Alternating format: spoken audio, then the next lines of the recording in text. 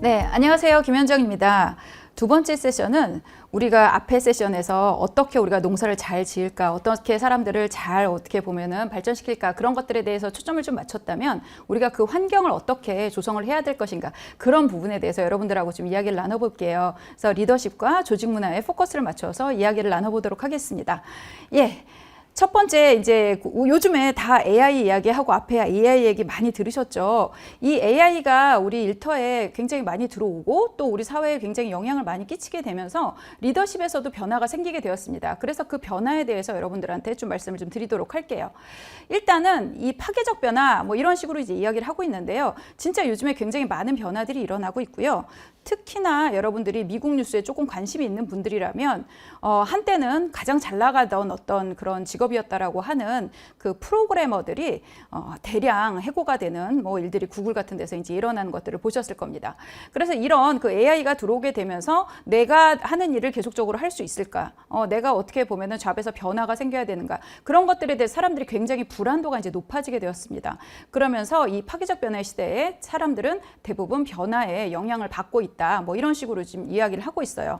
그러다 보니까 이 변화를 이제 어떻게 수용할 수 있을 것인가, 이 조직의 리더들한테는 굉장히 큰 숙제로 이런 부분들이 이제 어떻게 보면 숙제로 떨어지게 됩니다. 그래서 이렇게 변화가 많게 되면 기본적으로 인간의 뇌는 변화하지 않도록 진화가 되어 있거든요. 그래서 이런 변화가 많이 오는 것만으로도 사실은 굉장히 높은 수준의 불안도가 유발이 되죠. 그럼 불안하게 되면은 거기서 스트레스 호르몬이라든가 이런 것들이 많이 나오게 돼요. 그럼 우리 몸에 신체적으로 굉장히 많은 영향을 끼치게 됩니다. 그래서 이번에도 그런 부분에 대해서 뇌라든가 호르몬이라든가 내분비라든가 이런 것들을 가지고 우리의 변화에 대한 어떤 대응 이런 거를 설명하시는 세션들도 이제 제법 많이 있었습니다.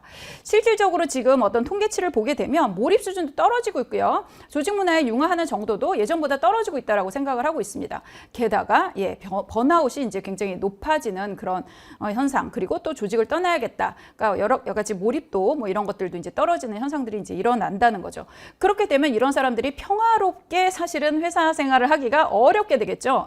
사실은 웬만하면 그냥 넘어갈 수 있는 문제도 갈등이 이제 야기가 되는 일들이 생기게 됩니다. 그러다 보니까 리더 그리고 관리자 이런 사람들하고의 갈등도 이제 많아지고 있는 뭐 현상이다, 이렇게 이야기를 하고 있어요. 그럼 여기서 어떻게 해야 되느냐, 또 이런 부분에 대해서 연구를 하고 솔루션을 제공을 하는 그런 뭐 자료들도 굉장히 많이 있었고 업체들도 많이 있었습니다. 그래서 이런 상황에서 이렇게 사람들이 어떻게 보면은 예전과 다르게 조금 더 힘든 상황에 있을 때 어떤 역할을 좀 해야 되냐라고 하면 요 네 가지를 이제 제공을 하고 있어요. 그래서 첫 번째는 뭐냐면 trust, 그러니까 신뢰가 굉장히 높아져야 된다. 신뢰가 어느 정도 높아지면 뭐 이를테면 뭐 조금 얘기하는 게 이상하다거나 아니면 내가 이해 못할 이야기를 한다거나 업무 배치를 한다거나 이런 식의 일이 일어나더라도 뭐 그럴 만한 이유가 있겠지 하면서 내가 조금 더 이렇게 해보려고 하는 그런 노력들이 이제 있다는 거죠. 그래서 이 트러스트 같은 경우는 사회적으로 소셜 캐피탈이라고도 이야기를 하고 있거든요. 그래서 이 트러스트가 높게 되면 사실은 돈도 절약이 된다라는 거예요. 근데 이 트러스트가 낮게 되면 이거 맞아 틀려 기야 아니야 뭐 이런 것들을 계속적으로 재면서 거기서 비용이 상당히 이제 높아지는 현상들을 이제 볼 수가 있겠죠. 그리고 두 번째는 이제 컴패션입니다. 사실은 이 컴패션이라는 단어는 최상위 리더들을 대상으로 코칭을 하는데 이제 등장을 하는 단어예요. 그래서 이게 굉장히 높은 리더들, 그러니까 뭐 우리가 생각할 때 이제 뭐 메가세븐의 CEO라든가 아니면 우리 회사 사장님이라든가 이런 분들이 사람들에게 가져야 될 어떤 감정이 무엇이냐라고 하면 이 컴패션, 한국말로는 연민이라고 번역이 되기도 하고요. 그러니까 종교적으로는 긍휼 뭐 이렇게도 하고 측은지심, 저는 이렇게도 이제 이야기를 하기도 하고, 그리고 뭐 저는 애민정신지 이렇게도 얘기를 합니다. 그래서 사람들을 이제 좀 딱하게 여기는 마음을 갖는 것이 되게 필요하고, 이런 것들은 행동을 통해서 공감하는 대화라든가 아니면은 그 사람들을 경청한다거나 이런 적절한 행동이 그 안에서 드러나는 것이 이 컴패션의 모든 하나의 패키지다라고 말씀을 드릴 수 있어요. 그래서 사실 이제 우리가 뭐 이렇게 리더분들이 워낙 바쁘고 하는 일들이 많다 보니까 내 말을 조금 이렇게 순응하지 않는다거나 그런 사람들을 보게 되면 그것을 공격적으로 받아들이는 분들이 많이 계세요. 저도 이제 그 현장에서 코칭을 하다 보면. 근데 거기서 사실은 어른의 자세로서 그것을 포용할 수 있어야 된다. 뭐 이런 식으로 좀 이야기를 할 수 있을 것 같습니다. 그리고 아무래도 복잡한 상황에서는요, 사람들이 그러니까 그 안정성을 추구할 수밖에 없죠. 그래서 안정성이 나오고 조금 있으면 안전이라는 단어도 나와요. 그래서 뭔가 조금 이렇게 안정되고 내가 마음 기댈 때 있고 이런 그 일터, 이런 사람, 이런 것들이 이제 필요하다라고 이야기를 하고 있고 거기에 이제 중심 역할을 해야 되는 사람이 리더다. 뭐 이런 식으로 이야기를 하고 있습니다. 그리고 네 번째는 호프죠. 예, 사람들은요 사실은 절망을 하는 게 현실이 어려워서 절망을 하지 않아요. 현실보다 미래에 답이 없다라고 생각할 때 그때 훨씬 더 사람들은 굉장히 그 처참한 기분을 느끼게 되고 동기가 저하되는 그런 현상들을 이제 갖게 됩니다. 그래서 우리가 이런 어려운 시기에 이렇게 열심히 하다 보면 이렇게 좋은 미래가 올 거야 라고 하는 명확한 방향 제시라든가 뭐 전략이라든가 이런 목표 달성을 위한 뭐 참여, 뭐 동기부여 촉진 이런 것들을 이제 리더가 해야지만 사람들이 아 그래 이렇게 힘든 시간이 건너면 이제 뭐 좋은 날이 오겠구나 라고 하는 희망을 갖게 된다라고 이야기를 합니다. 그래서 이런 것들을 리더들이 이제 제시를 해줘야 되는 거고요. 이건 단순히 뭐 어떻게 보면은 저 위에 계신 사장님 혼자서 하는 건 아니고 그 밑에 이제 밑에 단에 있는 저는 이제 단위 조직의 리더 이렇게 이야기를 하고 있는데 뭐 팀장님이라든가 요런 수준에서 밑에 뭐 한 5명, 10명부터 시작을 해가지고 그런 그 사람들을 다룬 리더부터 요런 것들을 제시해 주는 것이 저는 굉장히 중요하다라고 생각을 하고요. 요런 것들을 제시할 수 있게끔 어떤 교육이라든가 시스템이 받쳐줘야 하는 것이 굉장히 요즘에 필요하다 이렇게 말씀을 드리겠습니다. 그리고 요즘 피드백이 이제 굉장히 중요하죠. 그러니까 미국 같은 경우 특히 이제 저희가 이제 실리콘밸리를 지나왔는데 실리콘밸리에는 요즘에 여러분들 아시겠지만 그 성과에 따른 그 차등 보상제가 거의 사라졌어요. 뭐 완벽하게 사라졌다라고 얘기를 하는 건 아니고 거의 사라져서 그러니까 어떤 일을 하든 이제 전체 보상을 받는 뭐 그런 일들이 이제 흔해졌습니다. 뭐 이유에 여러 가지가 있는데 거기는 이제 이번에 말씀드리기에는 좀 복잡한 것 같고요. 그러다 보니까 그러면은 평가 말고 중요한 게 뭐냐? 거기서 피드백이라고 얘기를 하는 거예요. 그래서 얘가 잘하고 못하고가 중요한 게 아니라 일이 되는 게 중요하다라는 거죠.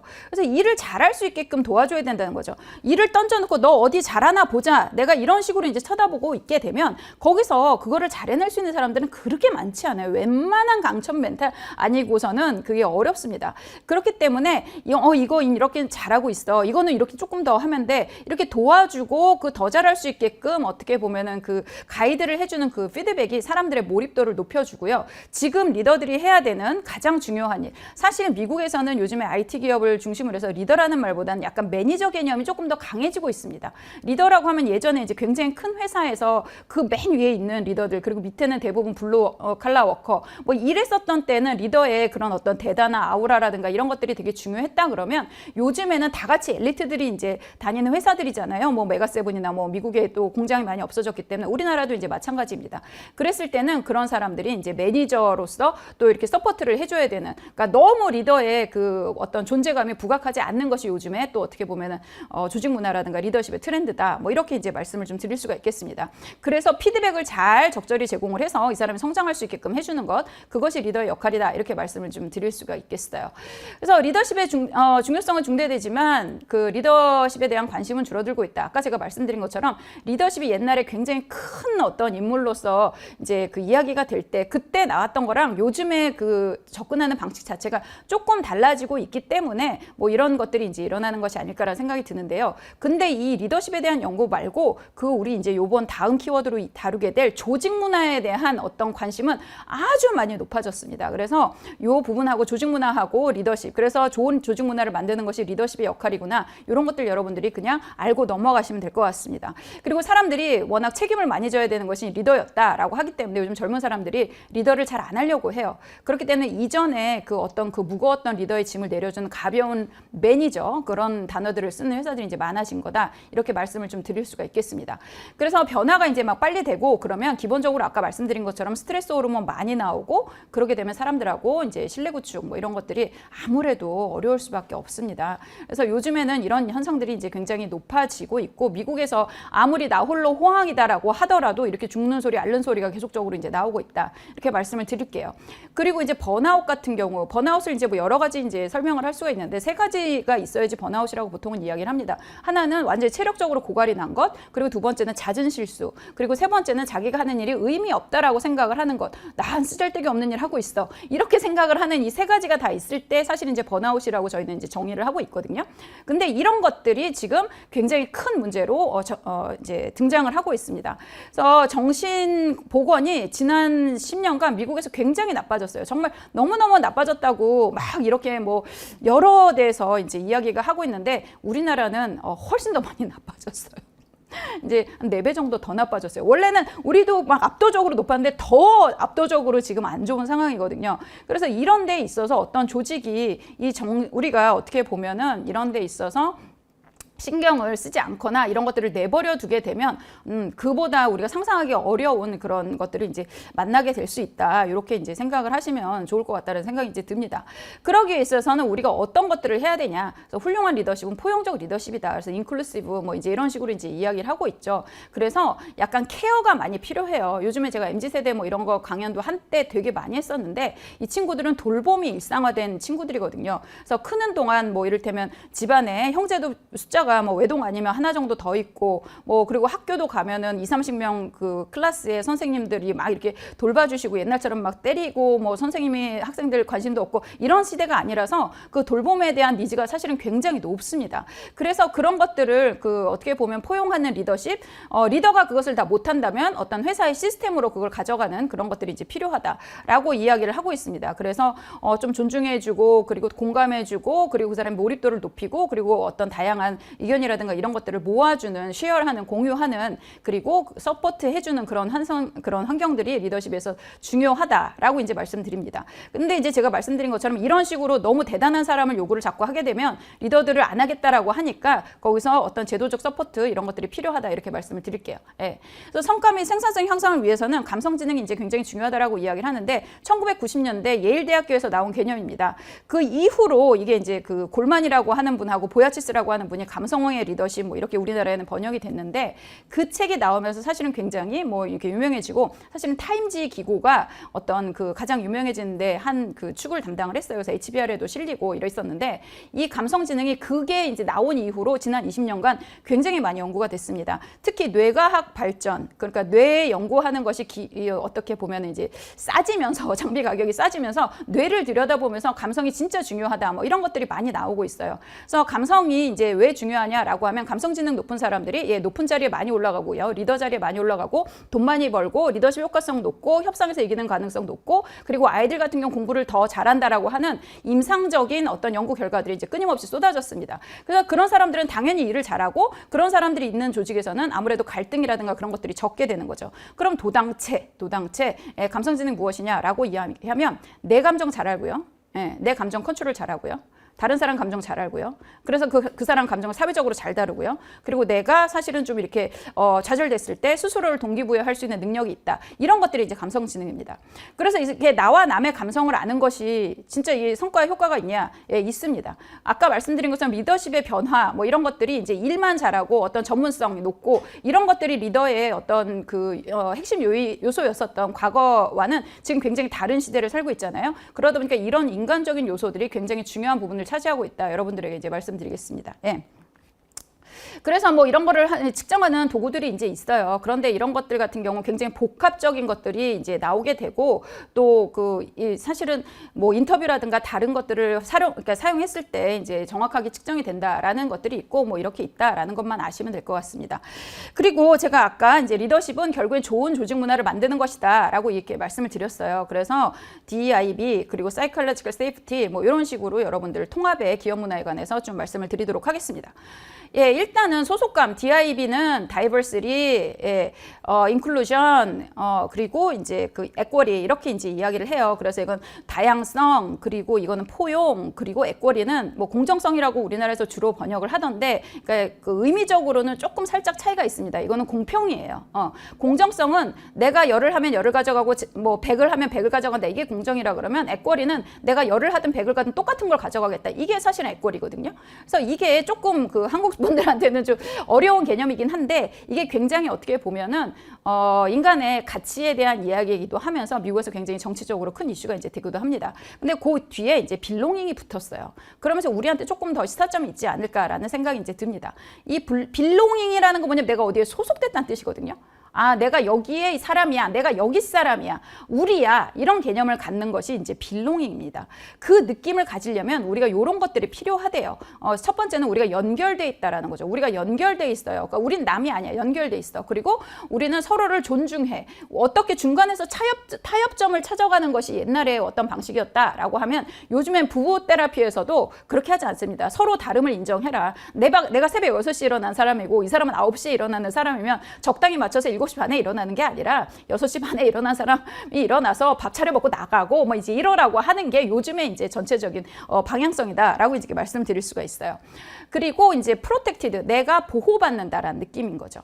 그래서 내가 외부로부터 어떤 그 공격이나 이런 것들을 받았을 때 이 조직이 나를 보호해준다. 이런 느낌을 가졌을 때 사람들이 소속감 이런 것들을 느끼게 된다. 이렇게 말씀을 좀 드릴 수가 있어요. 그래서 이런 것들을 이제 높이기 위해서 이제 실리콘밸리나 이런 데서는 정말 돈과 많은 시간과 자원과 사람을 투입을 해서 이런 것들을 하고 있습니다. 그래서 체인지 에이전트라고 하는 구글에 굉장히 유명한 제도가 있죠. 그러니까 뭐 예를 들면 그런 거예요. 그냥 뭐 약간 이영지 같은 친구, 그런 친구들을 조직에 하나씩 박아 놓는 거예요. 그래서 야, 나가서 우리 파티 하자, 이런 거 하자 하면 좋잖아, 재밌잖아, 막 이제 이렇게 하면서 그런 것들을 이제 사람들한테 어떻게 보면은 이제 인바이트하는 그런 그 초대하는 그런 환경들을 만드는 것이 요즘에 굉장히 큰 많은 노력이 들어가는 부분입니다. 그래서 서로 말이라도 한번 시켜보려고 하는 그런 문화들을 만들어서 사람들이 얘 안에서 내가 속해져 있다라는 느낌을 받게 한다는 거죠. 내가 오든 가든 아무도 상관 안 해. 이거는 이제 우리한테는 좋은 가치가 아니다라고 이제 이야기를 할 수가 있겠어요. 그래서 연결과 존중은 구성원들의 소속감을 느낀다. 이제 이렇게 말씀을 드릴 수가 있겠습니다. 예. 그리고 보호받는다고 느낄 때 이것도 굉장히 중요한 거죠. 그래서 그러니까 뭐 요즘에는 굉장히 많이 우리 회사들이 이런 것들을 이제 창구를 마련을 하고 있습니다. 뭐 상담센터라든가 아니면은 이제 그 고충 처리 뭐 이렇게 그런 것들을 하는 부서라든가 이런 것들이 이제 많이 있고요. 요즘에는 법도 굉장히 우리 그 어떻게 보면 노동자들을 많이 보호해주고 있습니다. 그래서 이런 것들에 있어서 이제 조직에서 또 리더가 또 여러 가지 면에 있어서 좀 이렇게 노력을 하는 것들이 필요하다라고 이제 말씀을 좀 드릴 수가 있습니다. 그래서 무시당하는 아이디어를 허락하지 말 것. 예, 그래서 무시당한다거나 아니면은 뭐 이렇게 사람들이 나를 돕지 않고 내버려 둔다거나 이런 것들은 이제는 뭐 지가 알아서 각자 도생이지 이런 것들이 이제 바람직하지 않다라는 말씀을 이제 좀 드리는 겁니다. 예. 그리고 뭐 못하면 아니면 뭐 이 사람이 이를테면 뭐 그 능력이 없으면 제거되는 것은 너무 당연하다 이렇게 느끼는 것은 별로 바람직한 문화라고 볼 수가 없게 됩니다. 아까 말한 것처럼 기본적으로 사람들이 이제 스트레스 레벨이 굉장히 높아요. 근데 우리가 회사에 이제 그 출근을 하면 내가 스트레스 높았던 어떤 인간으로서의 이 아이덴티티가 사라지고 조직의 멤버로서 새로 태어나는 게 아니거든요. 그래서 기본적으로 이런 그 어떤 환경 변화 때문에 스트레스 레벨이 높은 상태에서 이런 그 회사에서도 이런 보호받지 못하는 그런 느낌을 갖게 된다면 사람들은 거기서 당연히 더욱더 많은 어떤 심리적인 압박과 그러니까 부적절한 감정을 느끼게 되어서 이제 나가게 되는 그런 현상들이 이제 일어나게 됩니다.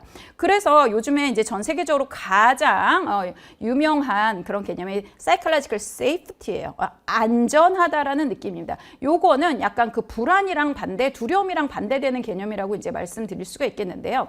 이건 1950년대에 칼 로저스라고 하는 굉장히 유명한 그 이제 상담가세요. 그분께서 우리가 치료 현장에서 그 클라이언트가 자기가 안전하다고 생각을 하게 된다면 그 사람이 이제 문제 해결에 있어서 창의성을 발휘할 수 있다. 뭐 이런 식으로 이제 이야기를 하고 있고요. 저희 코칭에서는 이제 오랜 동안 이제 코칭이나 상담에서는 코칭 장면이나 상담 장면에서 오면 사람들이 이 안이 세이프 스페이스다. 안전한 공간이다. 무슨 말을 하더라도 다 괜찮다. 이런 느낌을 만들게 하는 것이 이제 되게 중요한 부분이었어요.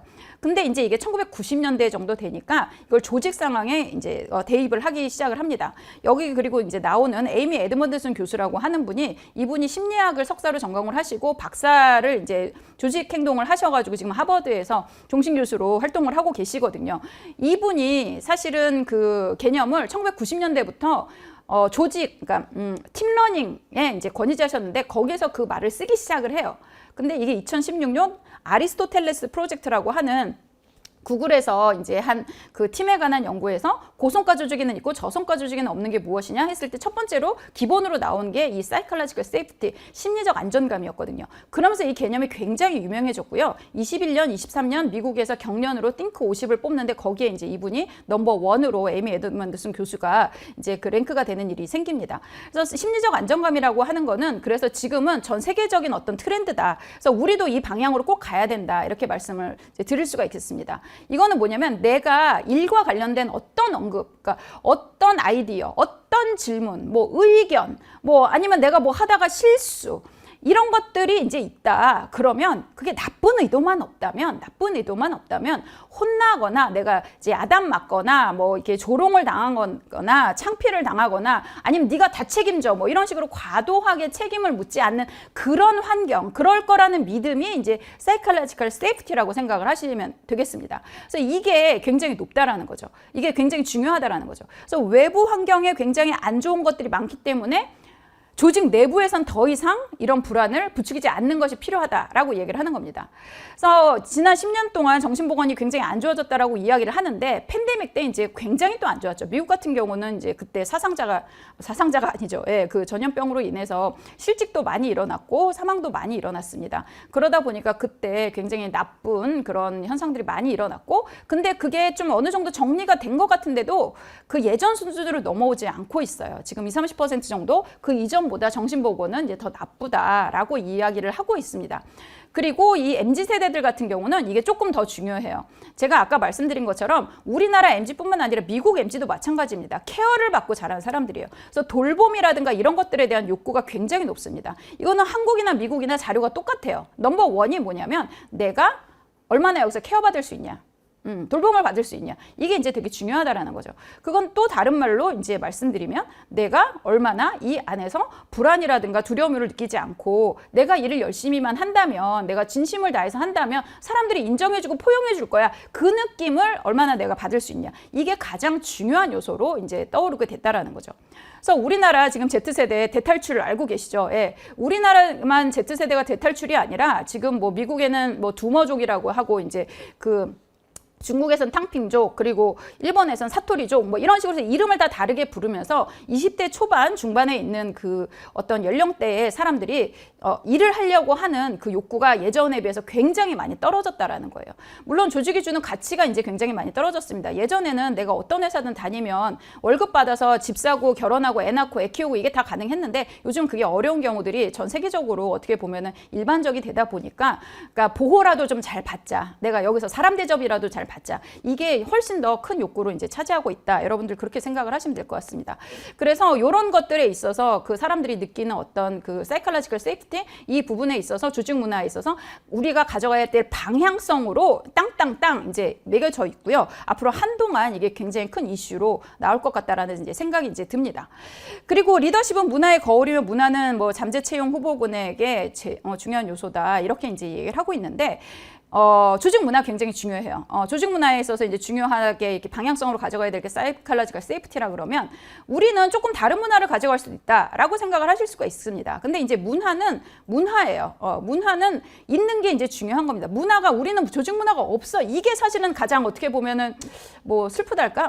뭐 이제 어떻게 보면 해체 상태라서 이제 앞으로 건설하면 될까? 뭐 이렇게 생각을 할지 모르겠지만 사실 어떤 우리 문화가 있는지를 우리가 알아야지 그것을 바꿀 수가 있거든요. 조직 문화라고 하는 거는 사람한테 성격이 있잖아요. 쟤는 성격이 어때? 뭐 쟤는 뭐 이런 사람이야 라고 이야기를 한다면 이 그 조직에는 조직 문화라는 것이 있습니다. 예, 그래서 사람들한테 성격이 있다면 조직 문화라는 것이 이제 있다라는 거죠. 그래서 내가 성격이 어떤지를 알아야지 내가 여기서 뭘 할 수 있는지 고칠 수 있는지 어떻게 연기를 할 수 있는지 어떤 거는 좀 참아야 되는지 어떤 거는 맥시마이즈해서 쓸 수 있는지 알 수가 있잖아요. 그래서 MBTI 열광을 하잖아요. 그런 것처럼 조직 문화도 우리가 어떤 조직 문화를 있는지를 알아야지 거기서 어떤 것들은 고치고 어떤 것들은 지켜나갈지가 사실은 이제 우리가 정해질 수가 이제 있다라는 거죠. 그래서 그런 어떤 그 문화, 조직 문화는 리더십의 가장 큰 숙제다. 이렇게 이제 말씀을 드릴 수가 있습니다. 그래서 리더의 모든 행동은 조직 문화에 영향을 끼친다. 이제 말씀을 드리죠. 그래서 창업주의 어떤 그 믿음이나 이런 것도 되게 중요하고요. 중간에 있는 리더들도 여러 가지 인센티브라든가 조직 문화에 조성하는 이벤트라든가 이런 것들을 통해서 새로운 가치를 널리 알릴 수 있다. 뭐 이런 연구 결과들은 꽤 많이 있습니다.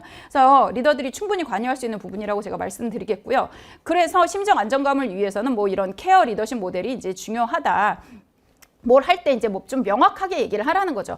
그러니까 리더들이 자기의 책임을 피하기 위해서 그냥 뭐 대충 네가 알아서 해. 그래놓고 야, 왜 이렇게 했어? 뭐 이제 이런 경우들이 이제 있거든요. 그런 것들은 좋지 않다라는 거죠. 그래서 명확하게 우리가 어떤 거를 할 거야, 어떻게 할 거야, 어떻게 할 거니 이런 것들에 대해서 논의가 명확하게 일어나는 것이 이제 굉장히 중요하다라고 이야기를 하고 있고요. 그리고 이제 어토노미 굉장히 중요합니다. 자율성. 그래서 리더가 리더를 만든다. 그래서 그러니까 그 실리콘밸리 사람들 어떻게 일하는가 삼성경제연구소 몇 년 전에 이제 책이 나왔었거든요. 근데 거기서 그 엄청나게 어떻게 보면 성과를 내는 그런 스타트업들의 특징이 첫 번째로 나오는 게 뭐냐면 이 자율성이었어요. 자율성이 굉장히 높고요. 그 다음으로 나온 게 책임감이거든요. 근데 저는 책임감과 자율성은 같은 단어라고 생각을 합니다. 사람들한테 자율성을 줘야지 책임감이 생겨요. 이거 네 일이니까 네가 알아서 해봐. 좋은 결과 내봐. 그럼 책임감이 생긴다는 거죠. 근데 그걸 다 마이크로매니지먼트, 야 이거 이렇게 하면 어떻게, 이거 이렇게 해야지. 그러면 그거를 내 일이라고 생각하지 않죠. 그러면 거기서 자율성이 없고 책임감이 없어지게 됩니다. 그러고 이제 관계가 좋아야 되는 거고 아까 말씀드린 에쿼리, 공정성에 관한 이야기가 이제 나오게 됩니다. 그래서 이런 것들이 우리가 좀 충족이 됐다라고 생각을 하게 되면 아, 우리 조직은 좀 일할 만해. 그래서 우리는 뭐 이 어떻게 보면은 아, psychologically safe해, 뭐 심리적으로 안전해. 그러면서 이제 고성과가 나오는 결과가 나온다. 뭐 이런 것들이 이제 나오게 됐습니다. 그래서 이번에 ATD24에서도 굉장히 많은 솔루션과 이런 것들을 이제 뭐 여러 가지 접근 방법, 뭐 AI도 사용을 하고요. 그리고 우리 뇌과학 연구에 뭐 이런 것들에서 뉴로 코칭 뭐 이런 것들도 많이 이제 솔루션으로 제공이 되었습니다. 그래서 여러분들이 이제 앞으로 조직 문화 만들고 리더십 만들고 그래서 이제 여러 가지 환경 좋게 해서 L&D 쪽에서도 이제 많은 변화를 보고 싶다 그러면 이 부분에 여러분들이 좀 신경을 쓰시면 좋겠다라고 제가 이제 마지막으로 정리를 해보도록 하겠습니다. 예, 이렇게 해서 숨가쁘게 달려봤습니다. 예. 자그마치 3일 동안 350개가 넘는 세션이 열린 엄청난 어떤 그 행사였어요. 근데 그걸 갖다가 저희가 1시간 40분 만에 정리하는 기적을 이뤄냈습니다. 자, 아무쪼록 여러분들에게 도움이 되셨기를 바라고요. 여기서 저희 휴넷 ATD24 디브리핑 마치도록 하겠습니다. 감사합니다.